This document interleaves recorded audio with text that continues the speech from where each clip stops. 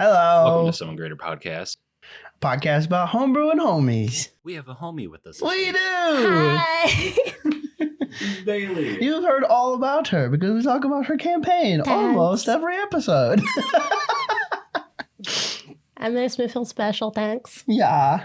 So this is the woman, the myth, the legend herself. It's Bailee. That's not something to live up to at all, okay? No, you're fine. You got this. But we brought Bailee on today to talk about her experience with D&D because she's had a lot of them. And we want to expand our guest repertoire and have as many people on as possible. So, oh yeah, very excited. Yeah, she's had stuff she's wanted to talk about for a while also. So We're excited to get a little bit into that. Yeah, I've got some thoughts. Yeah. Before we start, just a really quick thing. We got some fan mail that we will be addressing in a future episode. And one of the things that they brought up to us in said fan mail was, you guys don't plug your channels enough. And I went, yeah, so subscribe to our YouTube, please. That'd be cool. But anyway, housekeeping out of the way. is there anything you'd like to say to introduce yourself a bit? I mean, I don't really have much of an online presence, but I've been...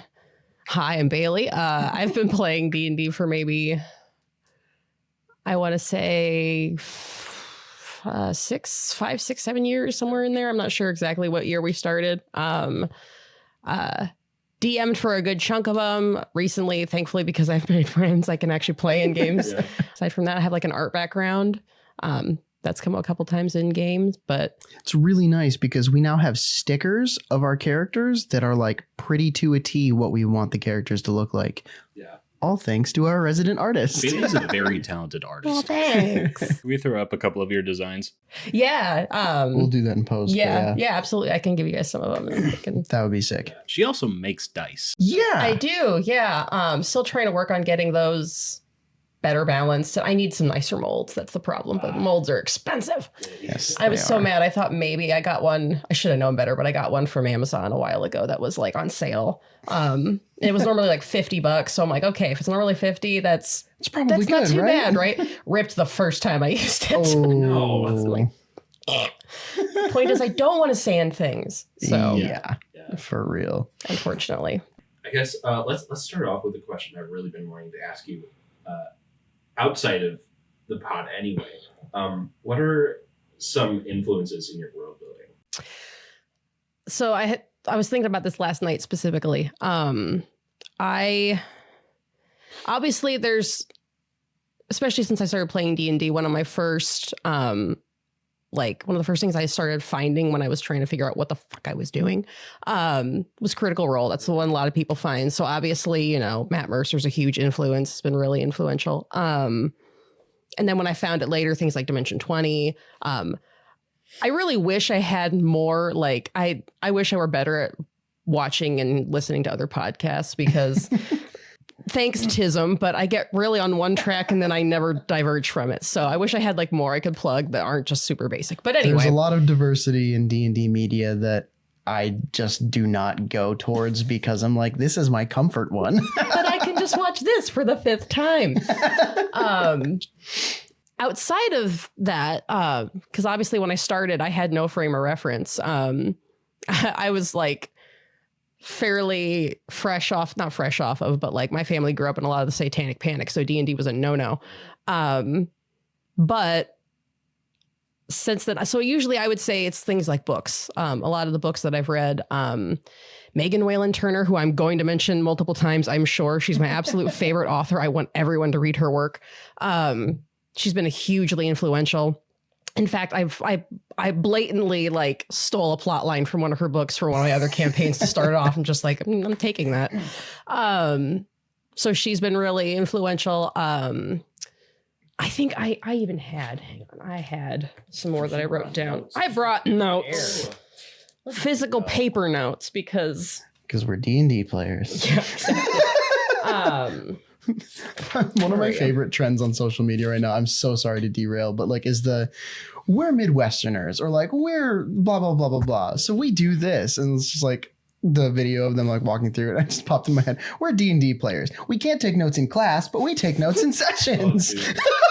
Yeah, everywhere else. Yeah. As a matter of fact. Yep. Can't take a note in school to save my life. And actually, I'm not the best at it, even in D&D, but I'm better at it there. I would say other influences have been, I think everybody to a degree, if you play fantasy D&D at least, Tolkien has to be an influence because it's so baked into everything. And I just think he was a really cool dude. Wasn't he the one to like actually create the concept of elves as they are known in popular media now?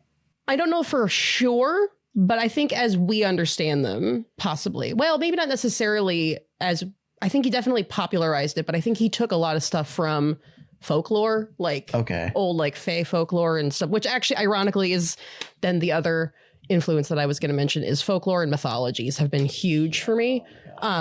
Because, geez, I was a queer kid, so I was also really into Greek mythology. Shocker. Did you have the big yellow book? Uh-huh. I'm actually shocked we were allowed to have that book. Right? Oh my gosh. Like my mom, they were so conservative and I love them and they did a great job, but they were like super conservative, but then they would also like read me Aesop's fables. Mm-hmm. And they got me the big yellow, what's it called? Like Delaire's book of Greek mythology. And they were like, here you go, have fun. Yeah, it was just part of a, I mean, I was freaking homeschooled on top of everything else. So I'm shocked we had it. But yeah, I guess it came with one of the curriculums, but loved that. So it was all kinds of fucked up, but I loved it. My mom got mad at me because same thing. I was homeschooled and it came with the curriculum. She got mad at me because she could not resell the curriculum whole because I destroyed the Greek mythology book. Wow. The cover fell off. Yeah. It was bad. Yeah. Honestly, one of my bigger regrets is that I don't know more about like, I only really know a lot of, I don't even want to say a lot, but I really only know most stuff from like the major mythologies like Greek, Norse, Little Egyptian. I would love to know more about other ones too. And we had a couple books when I was a kid that had like little tidbits here and there. But yeah, at some point I'd like to really branch off and read even more stuff because it's super helpful. It is really, really helpful. I will say, if nothing else, read through multiple different mythologies creation mythos. That will help you immensely. Yeah. If you DM. Definitely. There's definitely a rut that I have fallen into as far as like how I write my pantheons and how I do this, that, and the other thing with deities in my D&D campaigns because of the like westernized mythology and all that other stuff. Yeah. Like there are a few that we popularize and that's kind of square peg into square hole. Like that's just like where I wind up. Safe mythologies. Yeah. But like a basic campaign off of like, Hinduism or something. Right. Oh my gosh. So freaking cool. Like have like several hundred gods. Sorry, DMs. Good luck with that. But so down that line of thought, what about some themes that you really like to explore? So obviously, again, I'll bring it back to I'm a queer, so I love found family. Yeah. It's like it. Even when I try not to, it's gonna show up in there every time when I play as a character, when I DM. Every single time, I love the found family concept. It's becoming our bread and butter collectively. I feel like I should mention too, like just in case, I really like my family. I don't want anyone to think like I'm over here roasting my parents. Like I love my parents and my family, but everyone's got their issues. But yeah, that's probably one of the biggest ones. Because I got religious trauma. I love heaven, hell, like angels, demons, dynamics. Freaking love it. It's one of the reasons I love the current campaign that we're doing with Sophia because it's so good. I've always liked for lack of, I know it sounds kind of weird, but I love the aesthetic of it. I just like the feeling of it. It feels so epic and intense. So I love playing with those themes. It's also one of the reasons I really like when my characters in my games they have some kind of a deity that they're connected to or that they are interested in or whatever, because I love inserting that deity into their life intentionally. And again, maybe that's the trauma, but I love, we've talked about before, I love playing with dreams. In game, I love coming to characters in a dream and giving them something eerie or so that's one I really enjoy. And I also really like watching or getting to watch a player get to try and experience struggling with faith in their character. I find that really fascinating, whether they end up walking away from it or getting stronger in it or whatever the case may be. It's a really human experience, and I really like getting to watch them try and figure that out, even if they're themselves not like in their own life a religious person, because you certainly don't have to be. Well, I mean, it really boils down to why do you believe the things that you believe? Yeah. It's not necessarily reliant on religion. I think that's part of the reason why it's been so cool to do it in D&D is because it's kind of, especially for me in playing in your campaigns and like going through stuff like that, it kind of gives me some context for leaving the table and going, why am I so invested in XYZ thing that's happening in my life? And there's a lot of introspection that comes from it. And I think that's at the absolute root of most of the themes that we explore in all of our collective campaigns. It boils down to, who are we? Yeah. And what are we doing? That's why I've made the point. I do this with people all the time, where if you're playing with good people anyway, D&D it's so therapy. Because no matter how much I've thought I've made a character that's like the antithesis of myself or whatever, I'm like, I don't connect to them whatsoever. We'll get into a session, something happens, and I walk away going, oh, like, why did that hit me really too close to home? Yeah. So, which has actually been shockingly surprising. It's happened with Des a couple times where I'm, because again, I don't normally play like intense or mean characters, but then, oh yeah, there's been some stuff I just went, oh shit. Damn it. That struck a core trauma. Great. All right. Yeah, we brought this up before, how like even when you're trying to create a character that is like, finally, this one is nothing like me, you end up finding that like, maybe I had this. Yeah. I don't care if you end up playing a sentient garlic knot. You're going to end up putting yourself in that character. Whoa. It's inevitable. Honestly, one of the funniest character concepts that I have ever heard was people joke on the internet all the time about like your first character versus like your 700th character. It's going to be the mage hand potato. Yes, it's an awakened potato wizard that just carries itself around with mage hand. Amazing. But yeah, so as far as other themes, those are kind of the big ones. I like playing with redemption themes. I love having, not necessarily, this isn't what I'm maybe put as major plot arcs for characters per se, but I like having back lore or back stuff of like forbidden romances and things like that. They just make things real spicy for like later developments, especially if characters get to discover that like down the line. It's really fun when the players talk about it and have this idea of like, I think we could maybe do this with our characters, but the characters don't know yet. Yeah, exactly. You can think 3 steps ahead. It's like chess.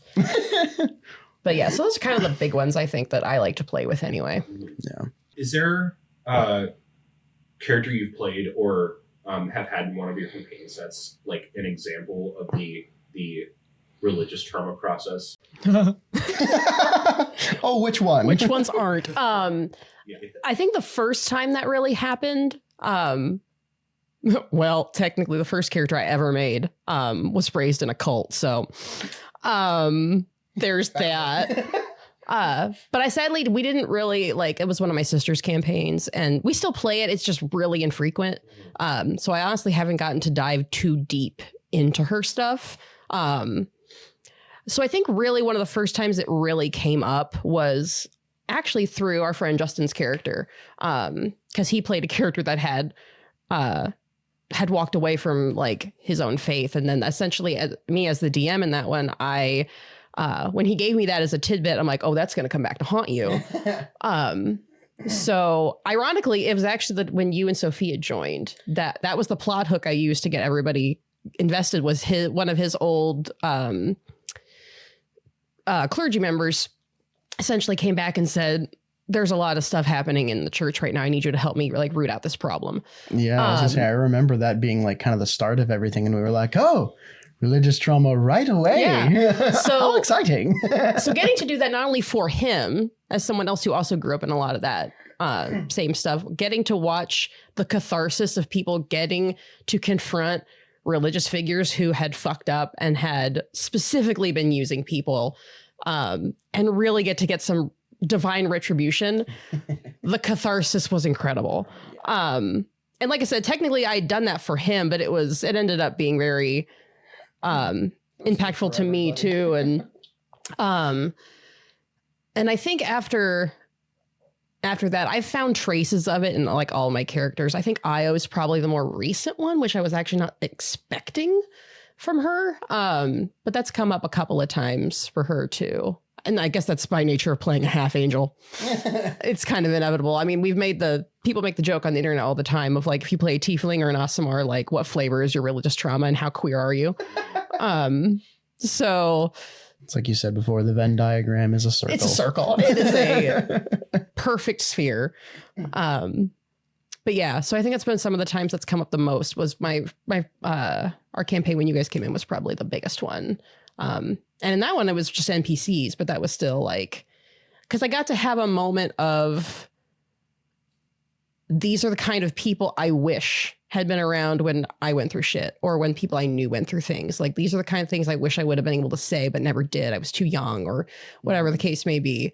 Opportunities you wish you'd had in those moments. Exactly. Like I said, I use the word a lot, but catharsis. It was just really nice to get to experience some justice where there normally doesn't get to be a ton. And because the real world sucks.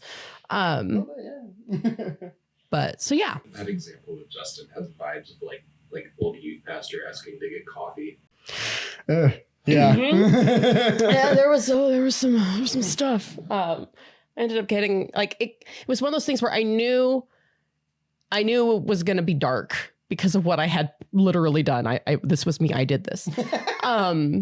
But it still ended up hitting real different, like when things started finally shaking down, where it was just like, okay, oof. Like I've not known obviously people that have done this exact thing, but like that feeling, that vibe. The emotional weight of what had been done was still very relevant and very real. But again, that's one of the reasons I enjoy D&D so much is if you're playing with good people and you've got good boundaries and you trust your DM, it's a really great way to explore traumas or aspects of yourself you hadn't really thought about, and in a safe space, in a space where like the stakes are not the same as real life. You have the ability, if things do get too intense, you can just go, okay, actually, no, I need to step back. It gives you a little bit of a security blanket to actually really get in to really intense and deep stuff. I mean, queer identity, religion, all kinds of stuff. You can, if you've got a DM you trust and you're with a group of people that you trust, it can be really, really powerful. And it has, I mean, heck, how many times now in Sophia's campaign have I cried? And I never all do. Of us, yeah, we've all been there. So I cried before when, as a DM with players before in mine. That's happened a couple of times. When Dej got his mom, like that was, or discovered his other mom, that was... That was that's a moment I'd planned for years. So getting to finally do that was great. I love that kind of payoff. Yeah, I was so happy with how that turned out. So because she had no idea. I'd been sitting on it for 3 years. But diving back into what you said earlier about the outside world kind of being shit as far as D&D goes, following that theme. You have been the DM for a campaign that sadly completely dissolved and went your separate ways. What was that experience like for you as a DM, and how do you think that affected like how you moved forward with D&D? So it definitely sucked. That was really, and that was my first campaign.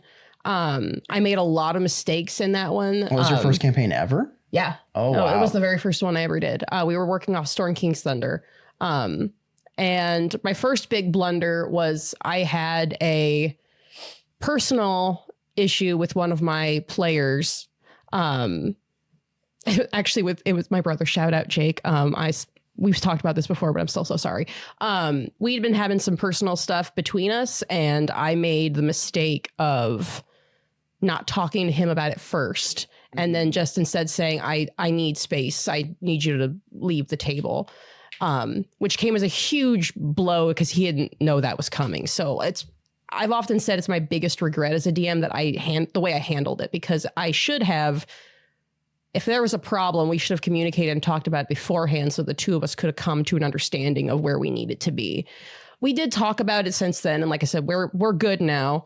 But that's one of my big regrets. And so it's one of my also biggest things I tell DMs and players and everyone in general. D&D is a communication game.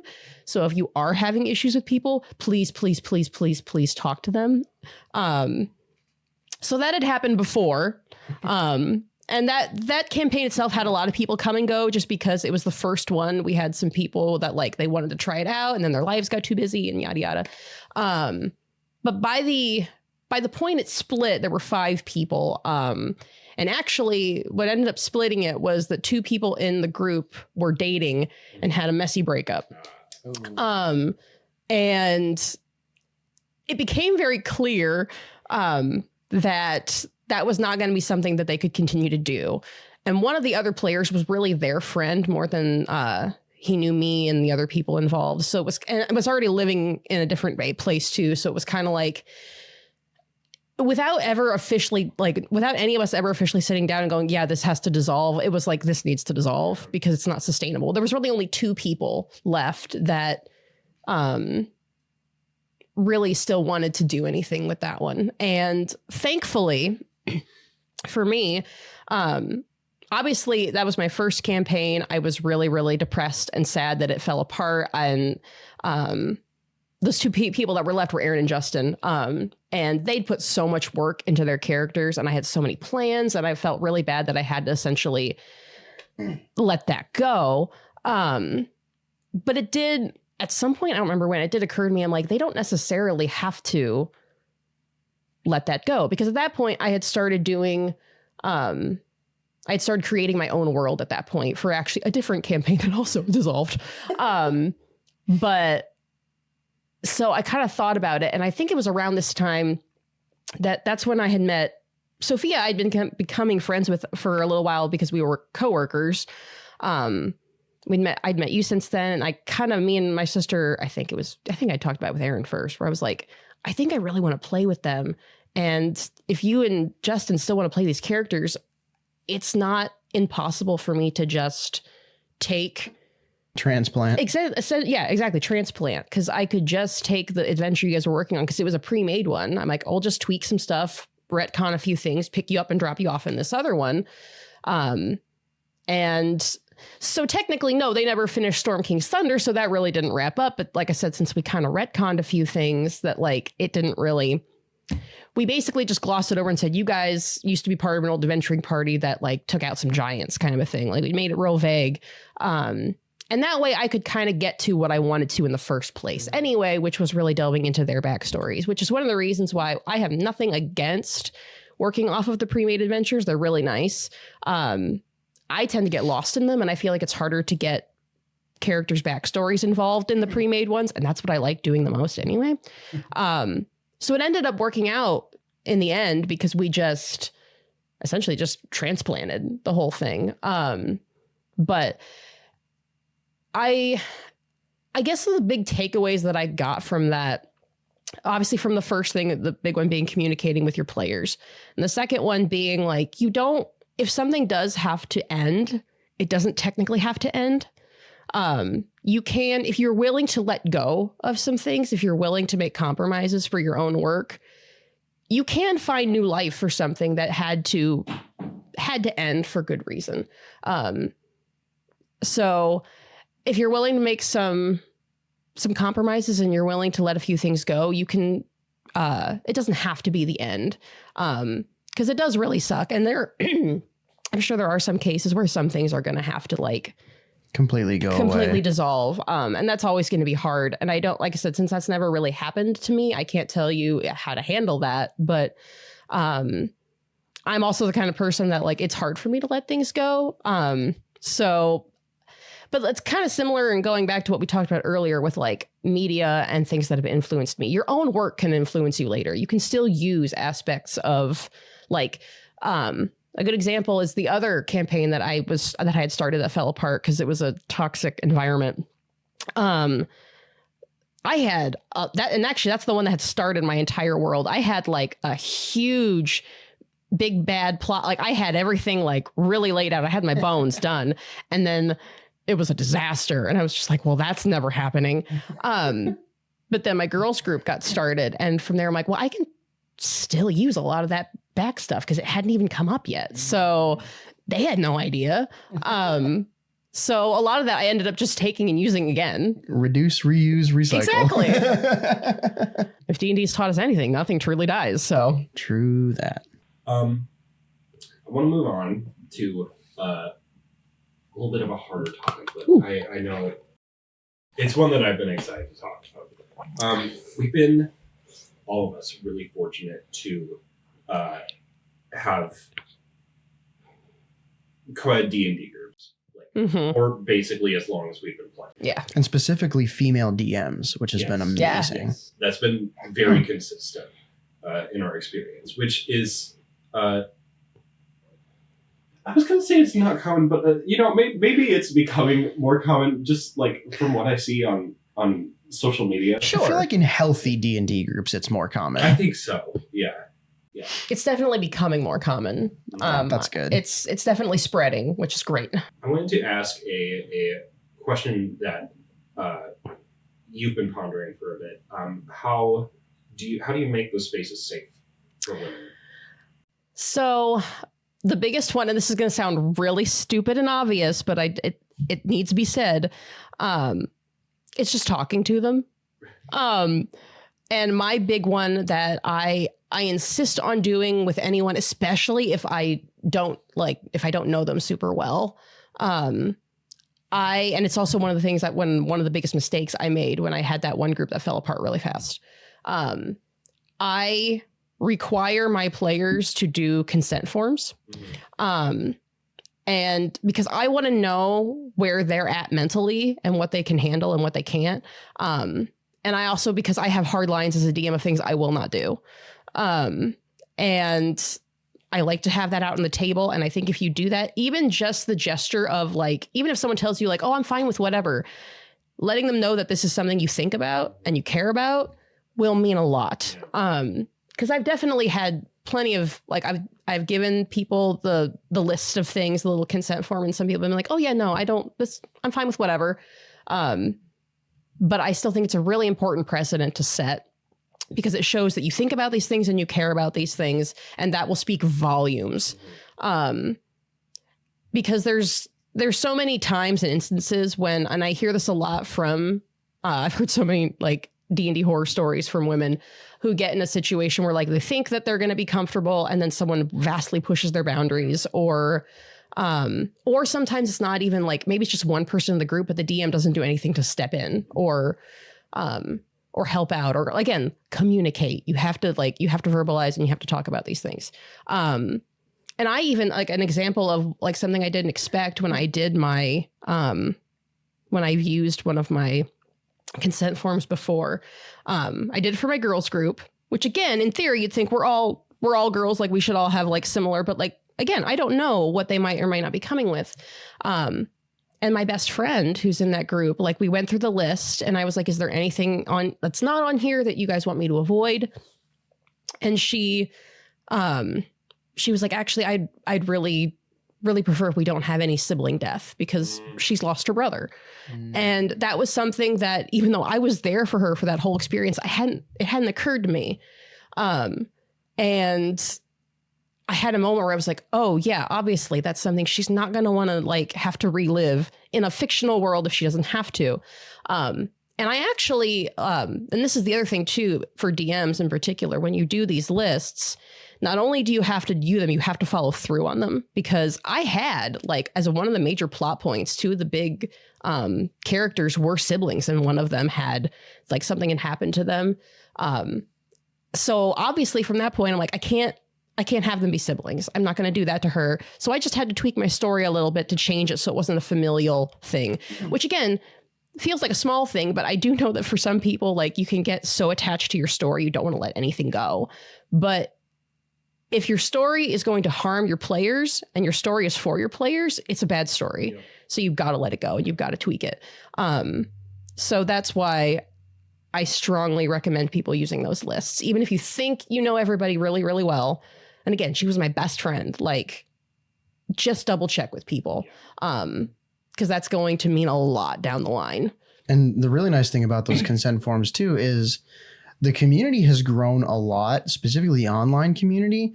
There are lots of them online. You can just look up D&D consent form. Yeah, that's all I did. I didn't make my own. I literally just typed that into Google and found a good one and then printed it off and I hand it to people all the time. So highly recommend you do that. Yeah. So that's kind of one of my big ones, making spaces safe. And the other one, and this gets a little like, I'm gonna see if I can explain this the best as I can. If you have women at your table or, femme presenting people, be careful about, like, when you walk into it, especially if it's people you don't know. Like, obviously when you have, like, friends, there can be differences, but if this is still a fairly new group of people, try your best not to go in with any expectations for her or her character. Because I've known and heard of a lot of instances where women go into these spaces and suddenly every other guy at the table is like, I'm going to romance that character in their head. Or even if it's not necessarily like a conscious thought, there's like the subplot of like, oh, I kind of wonder if that's going to happen. We've talked about this a little. We mentioned a little bit, like, romance in games, like, there's something to be said for organic and, like, you want things to happen naturally. But I'm also a very big proponent of, if you feel like that's something a character's heading toward, talk to the other player about it first. Yeah. Because trust me, there will be nothing worse than having a player confess to another player and them going, no. I don't care what kind of reveal moment you want to have. Don't do it. Talk to them first. It can be a surprise to all the other players. But, like, those two characters need to talk about it. And so backtracking a little bit, like, not going into any expectations for her or her character, or because you never know, like, she might not even want to play a female character. She could do something completely different. Mm-hmm. So not putting any expectations on them as players right out the gate is really important. This might seem kind of obvious, but this is like a little...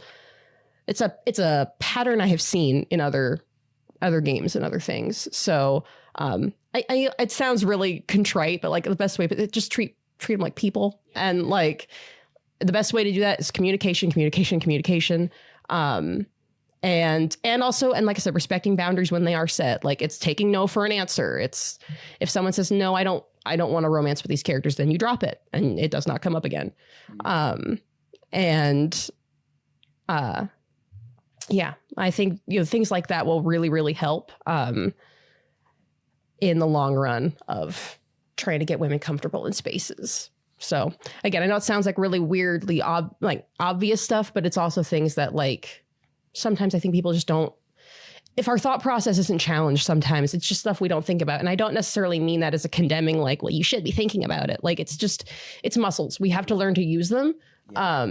And the more you do it, and that's why I also, like, I strongly recommend to people, even if you don't have any women playing in your campaigns, exercising some of these things, because then when you do have them in your spaces, it's muscle memory. You will do it automatically. You won't have to try and bend over backward. You won't have to be like, oh shit, I shouldn't have said that in front of, like, it'll come kind of naturally. And you won't wind up with people who are frustrated because all of a sudden they have to change how they play because there's a girl in the group. Yeah, exactly. It's already the way you play. So there's nothing to change or worry about.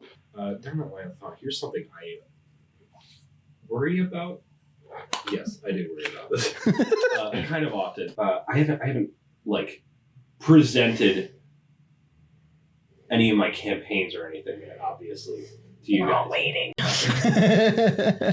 But I think about writing women a lot because in my story setting especially, there are some really important, like, mainstay NPCs that are women. To be honest, part of why I have put my shit off for so long is because, like, I want to get them right really badly. And also, like, as a player, I think about characters I would like to play, and I would like to play one at some point that is not my gender. Sure. Yeah, in both of these scenarios, I just, think about like I don't have this experience. How can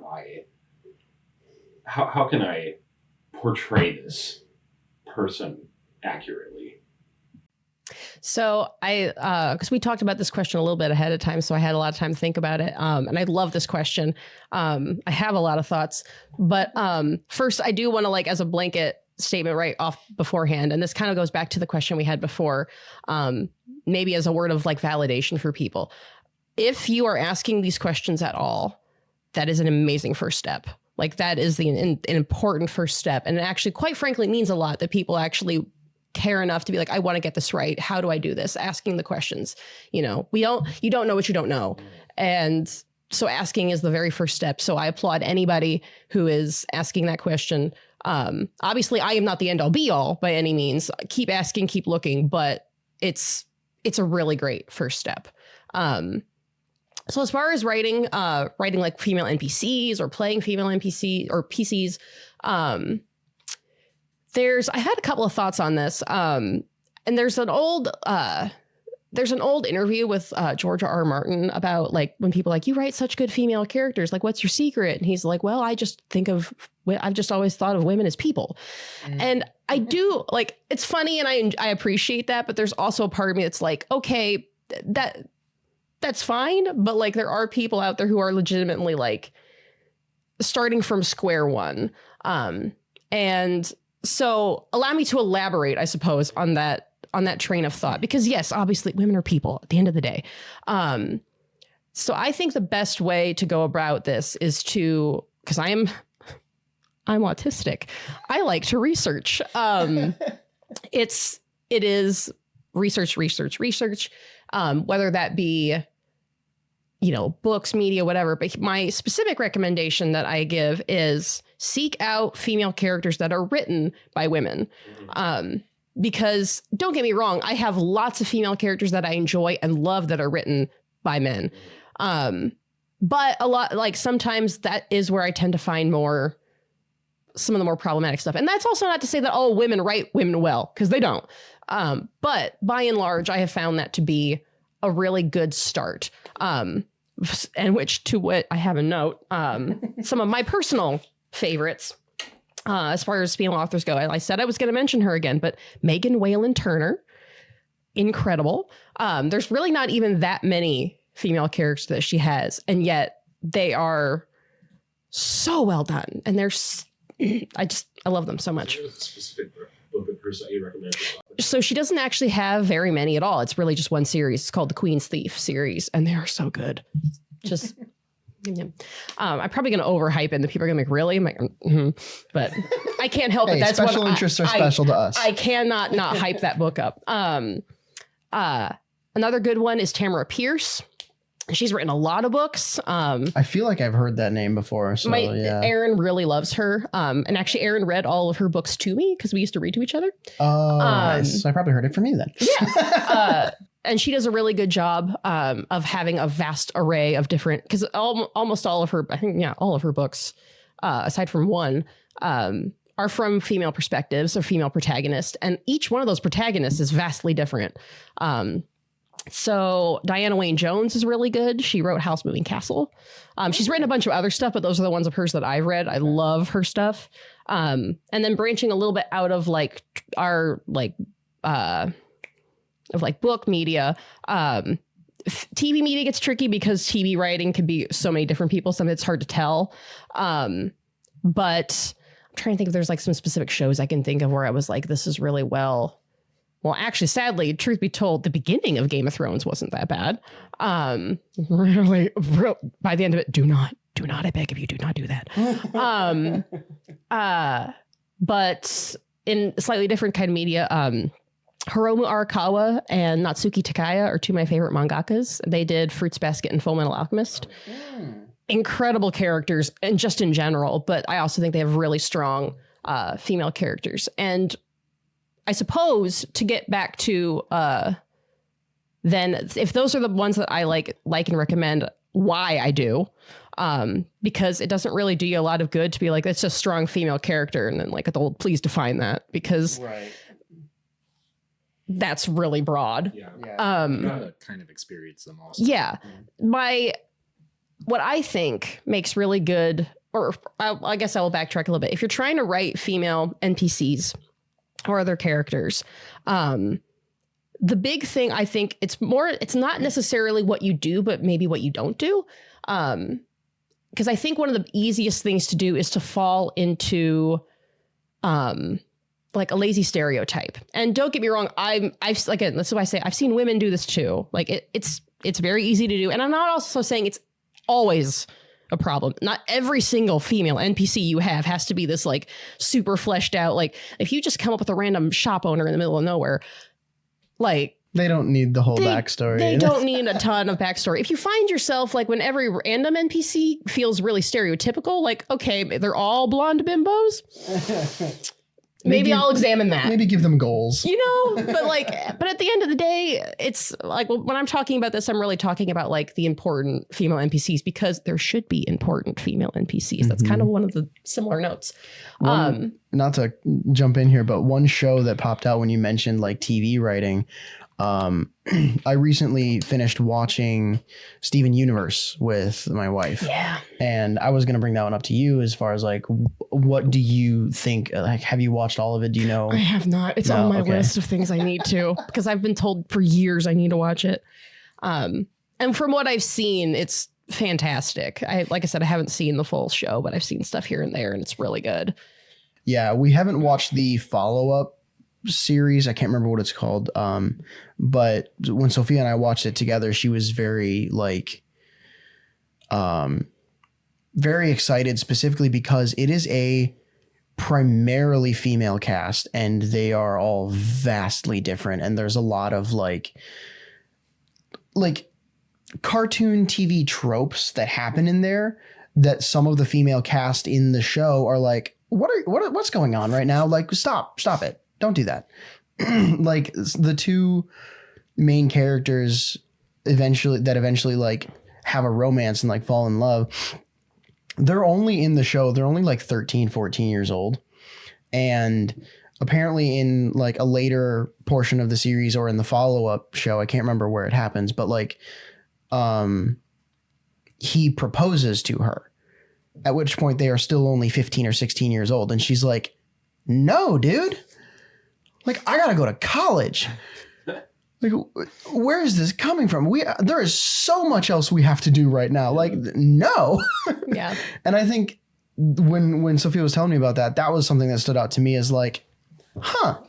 Like, you don't think about it specifically because of this form of media. You go, oh my gosh, they're in love. Yay. But then like when that happens and they're like, no, there's so much left going on. I'm like, pull that back to like, if that happened in real life, like that would be horrifying. Yeah. I can't think of anywhere in media I've seen like that scenario play out that way.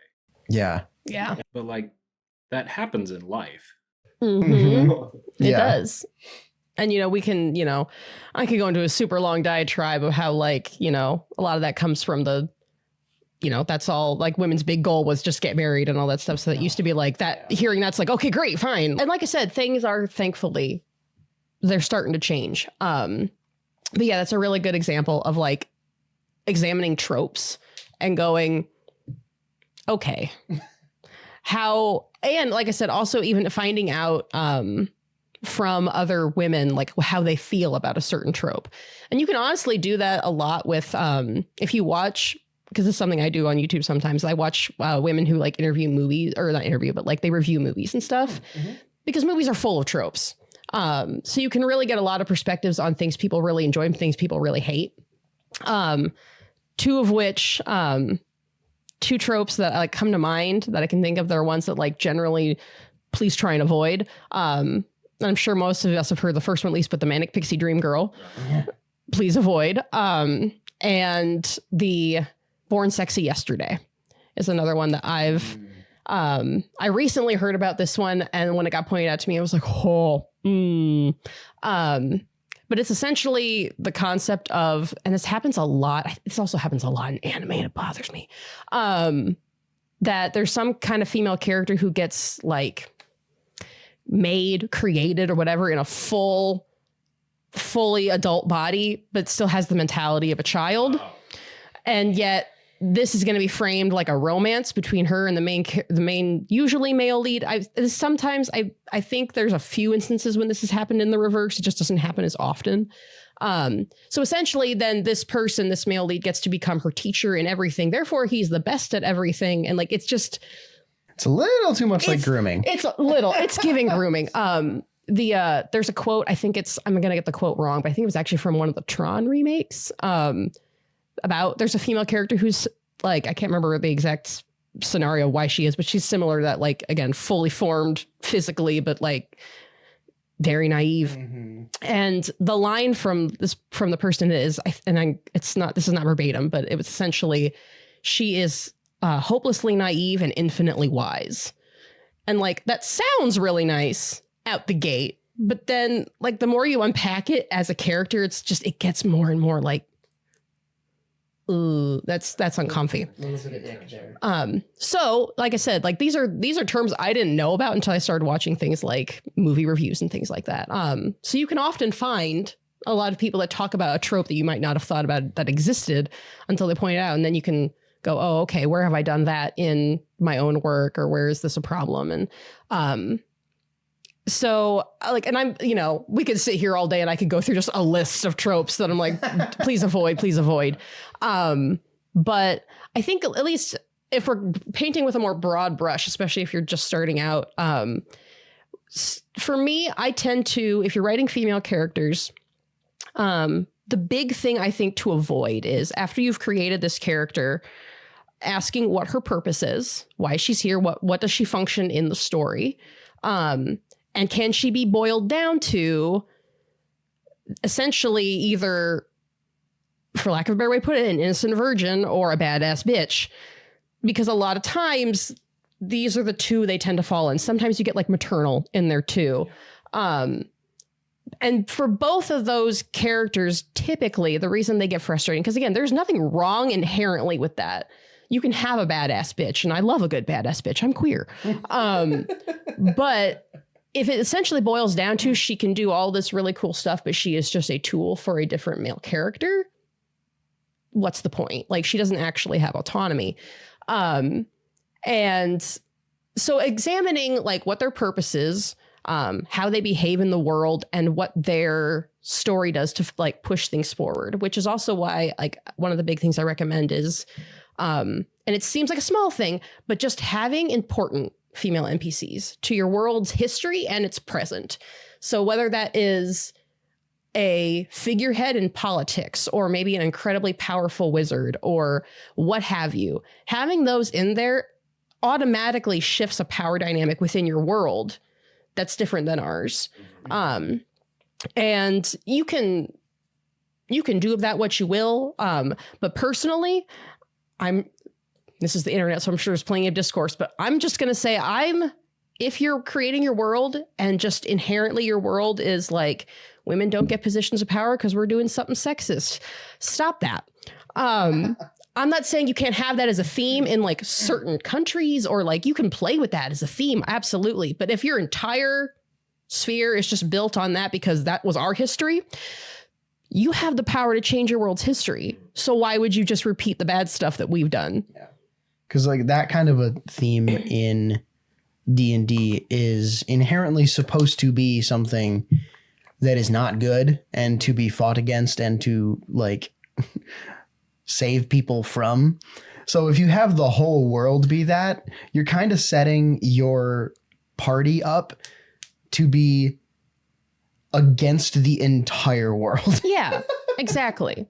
And again, I've said before, like you can have that as a theme. Like I have plenty of, in my world that I've created, there's lots of rulers of all shapes and sizes. And by and large, sexism isn't really a thing in like in general. However, because just like in Rule, there are assholes. That came up a couple of times, like Dej's backstory stuff when we dealt with like his dad was the biggest asshole I've ever created, and like playing him was but having like some of those struggles can still happen. Or even like Sophia's character Phinia has some stuff where like her mom is really very traditional and wants to do other things. But like, so you can have those as themes, but if at the end of the day, your reasoning for having them is because it's like real life, I'm going to take some issue with that. Because again, why are we playing D&D? Because there are dragons and magic and shit, buddy. This ain't real life. That's kind of the point. So that stuff, I think that's, be careful to avoid. And like I said, having important female NPCs in those worlds. And like I kind of talked on it a little bit before, but the big one being when you do have these female NPCs, being careful that like their backstory and their story is theirs. One thing that like, I've seen this done a lot is like, I'll see if I can like verbalize this well. Like you oftentimes find like, a lot of times female characters take a lot of abuse just so that a male fictional character has a tragic backstory, if that makes any sense. It's really not about her having stuff that she's overcome and dealt with. It's so that he has a reason to be mad. And I have a lot of issue with that. It's just a story meat shield. So yeah, exactly. So you're just taking a physical, emotional, whatever beating so that somebody else gets to have a reason to be justified in hurting people and or take revenge or whatever. Like it's old, it's tired. And you can not that you can't have like revenge plots or whatever, but again, if you're thinking about these things consciously and you're really like, instead of just going because that makes sense and that's what I've seen done before, you can still do this in ways that isn't inherently like, we just need a meat shield. Like, yeah, that's what I'd kind of like to have Sophia back on at some point to talk specifically about her character, Howl, from our old campaign. I'm sure we've told you about it, but that wasn't one that you were a part of. But essentially, she kind of followed that line of thinking of like female NPC who broke away from the story that like you are a tool, you are a weapon, and developed her character into having autonomy and being like, I can make this decision if I want to, right? And everyone being like, yeah, go for it. And then she's like, what? I am alive. And it's kind of to that point. And this is kind of one of the big ones, I think, because again, we want characters that are rounded and interesting, and that comes with all kinds of traumas and stuff. The small asterisk, I will say, don't push yourself to broach a topic that you feel unprepared for, because that's just setting yourself up for failure. So if you feel like this is something like this is out of my depth, you don't have to put it in there. But for people that do end up wanting to delve into these like more traumatic or more painful topics for their female characters, I just lost my train of thought a little bit. Basically, giving them the autonomy to narrate their story. So like kind of the opposite of what I was saying before, where it feels like they just get delegated to someone else's pain or whatever. And focusing on like how they've overcome that, or no, there it is. Finally found it. And I'm going to rag on it again because I have a lot of thoughts, but one of my biggest, and for me, like when we all saw the Game of Thrones stuff fall apart, one of my, like for me, what was essentially the last nail in the coffin for me was Sansa's line at the end when she's talking, I think she's talking to the Hound about stuff. And he's kind of like talking to her about like all the stuff she's been through. And I think it's mentioning like how he's sorry for her. And she says like, I wouldn't be the person I am today without the stuff I went through. Or essentially like that pain made me who I am. That frustrates me so immensely because there's it's a framing thing. Instead of framing it like this, like these bad things that happened made me strong. No, the things you went through, your strength came from taking your pain and changing it, and you taking the agency to take it back. There's a line from a song I love, but it's pain didn't change me, I changed my pain. Yeah, I mean, you got to take the authority away from the bad things that happened and say, I did this. Yeah, exactly. And even just in that small bit of framing, that immediately gives power to not just a female character, but any character, really. Instead of just like all this stuff, bad stuff happened to me, and now I'm a badass because bad stuff happened to me. Like, no, you had to make the choice to still stand up and do the thing. And like, in fact, kind of harkening back to a character you mentioned, and maybe it was the last episode, I can't remember, but if we're using Batman as an example, you know, we can make the argument that Batman doesn't become Batman if his parents don't die. Like, sure, but lots of people's parents die. What makes Batman different is what he did after that. What the choices he made to make him who he was after that. Yes, the pain had to happen, but like, it's not like just, well, you went through pain, so now you get to be a superhero. Like it. All Batman has dead parents. Not all dead parents has Batman. Yeah, exactly. So it's just a reframing, really, of things. Will really help. I think you help grow your female NPCs or PCs or what have you. And again, like a lot of these, I say these things because we're talking about female characters in general, but this obviously applies to any yeah, I was character. just gonna say, this is also great advice for like putting together just any character. Like if you're looking at their backstory, like specifically talking about my character in the campaign we're all in together right now, Ito. There's a lot of that, like you were saying, like these bad things didn't make me who I am, I made me who I am. I think that's something that my character needs to figure out, because there's a lot of shit that's happened in his life.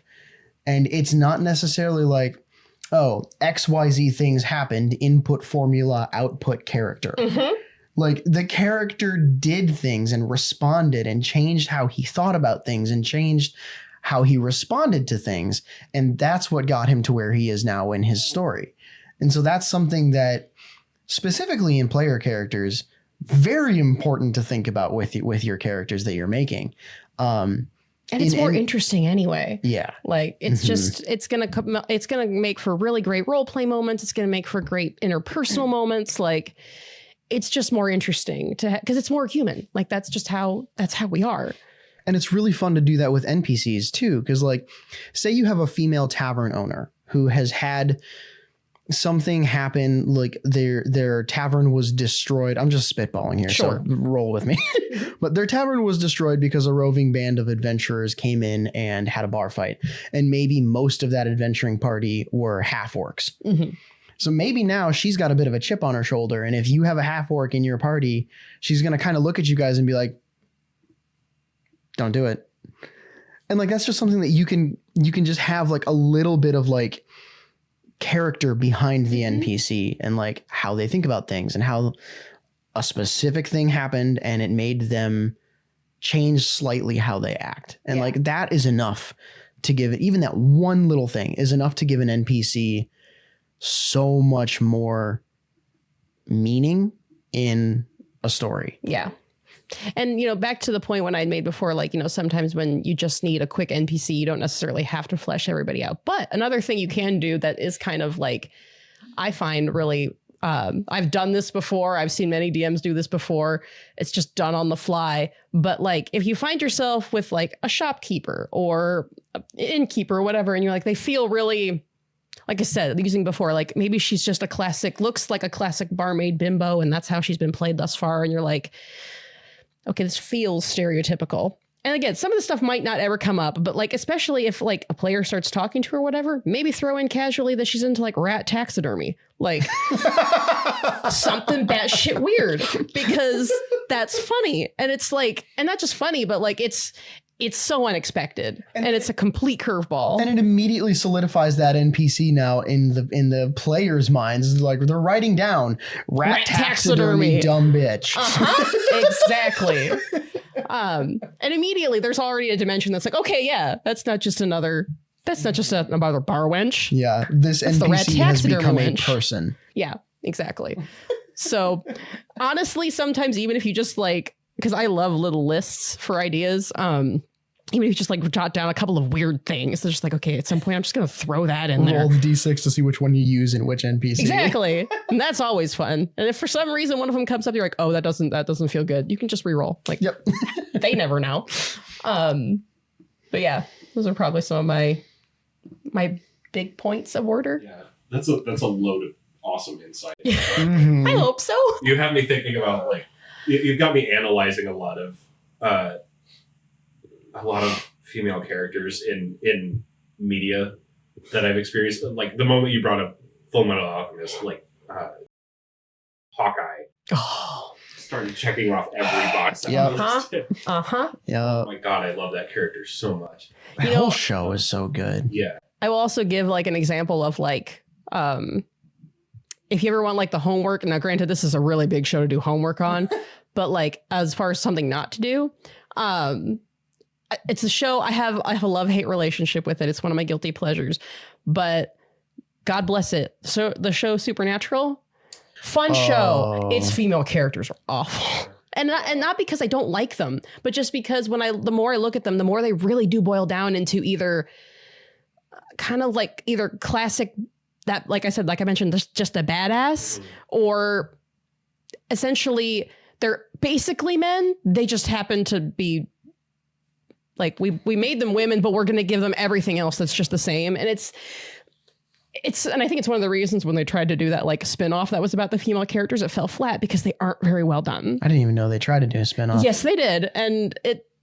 so it's one of those things where you can, every once in a while, you like if you watch a lot of, and it's why I say like using shows and media and books or whatever is great homework, because even if you just look at something and go, even if it's a character you really like, because I have characters I really like and can acknowledge that in the media they are in, they're not the best done. Like maybe in my head, I've transfigured them into being something deeper than they actually are. But there's been plenty of, again, I love it to death. It's one of my absolute favorite pieces of media is Bleach. I can fully recognize though that its female characters aren't done well in so many ways. On that same vein, Naruto, my pet project. God, I love that show so much.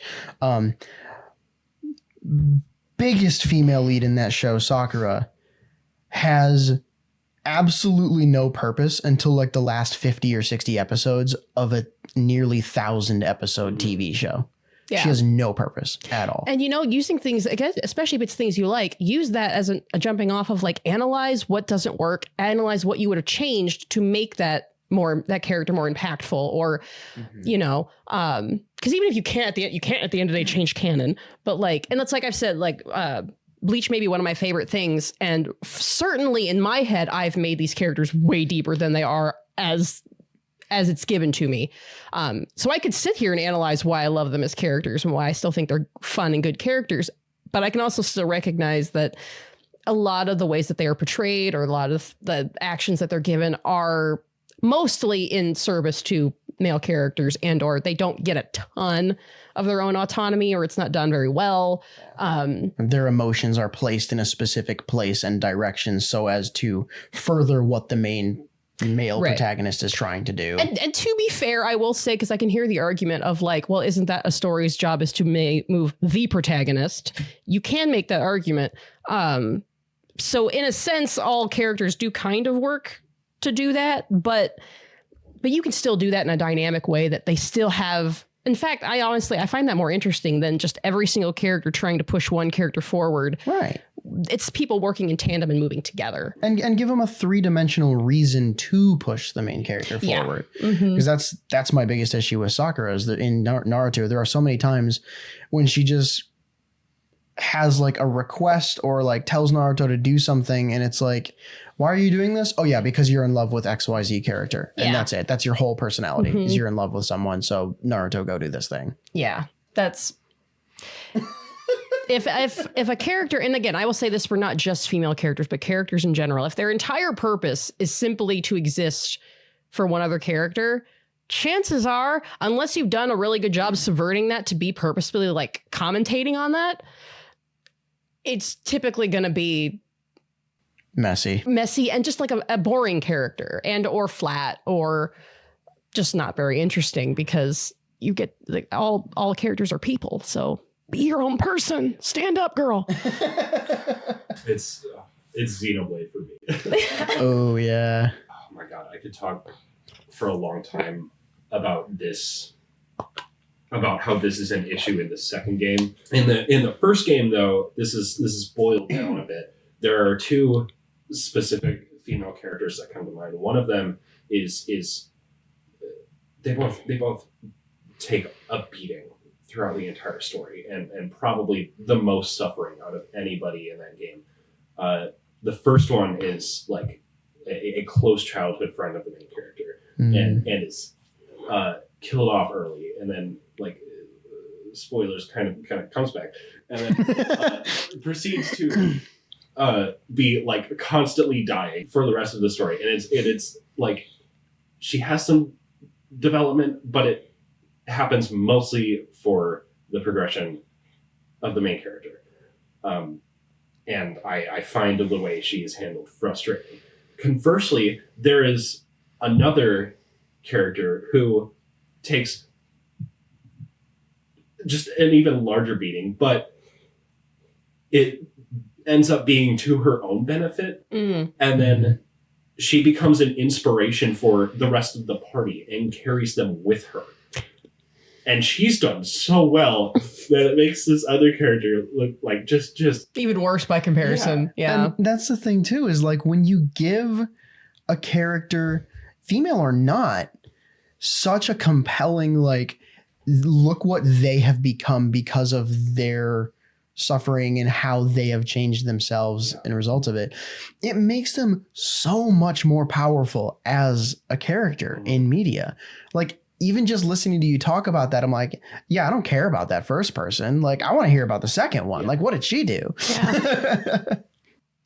Yeah. And it's also one of those reasons why I really do like when we talk about like observing the things that we like, using media that you really enjoy is actually a really great way to start because you care about it. It's something you like, as long as you can have a critical eye over the things that you find that you like, because unfortunately, none of us, there is no perfect media out there, which is why, like I said, I love Bleach, and yet I can recognize that it's flawed.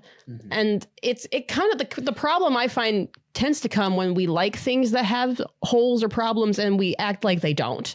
Like, this is still fine. Like, it's my perfect baby angel. How could it be wrong? Because everything's got holes and problems in it. And if you can look at the stuff that you like and you can still recognize where there's problems, it really does actually help then when you go to write your thing, or you go to make your world, or whatever project you happen to be working on, that will help you unpack some of that stuff and go, okay, I really enjoyed this, but this is where I think this went wrong. I would do it this way. And sometimes that's a lot easier than necessarily going to a media that you don't know of at all. Though I still encourage people to go to stuff that they've not, like I mentioned, like that, the list of the ones I like, but there's tons of shit out there. So yeah, observing the stuff that we like and still being critical of it, very helpful.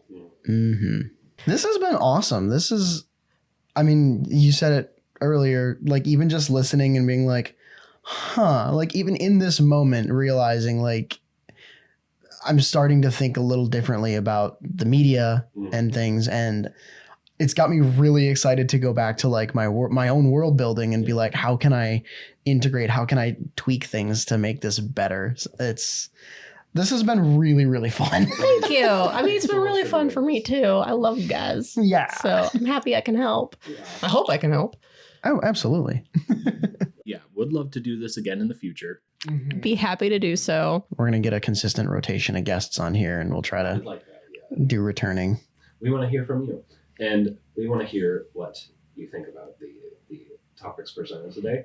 And also send us your homebrew. Of course, go ahead and send that to summongreaterpod@gmail.com or @summongreater on Twitter, and go ahead and follow our social medias linked in the description below. And subscribe to the YouTube. Do it. Thank you for watching. Have a good day.